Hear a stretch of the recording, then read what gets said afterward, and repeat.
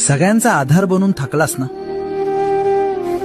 घराचा कणा बनून मान ताठ ठेवलीस, पण आज तीच मान माझ्या खांद्यावर टेकवून रडावंसं वाटतंय ना. जगाला तुझा राग दिसतो, पण मला तुझा थकवा दिसतो. तू कधीच कोणासमोर हात पसरले नाहीस. स्वतःच्या इच्छा मारून तू दुसऱ्यांची स्वप्न पूर्ण केलीस. पण तुझ्यासाठी कोण रे? तुला कोणी विचारलं दमलास का? नाही ना.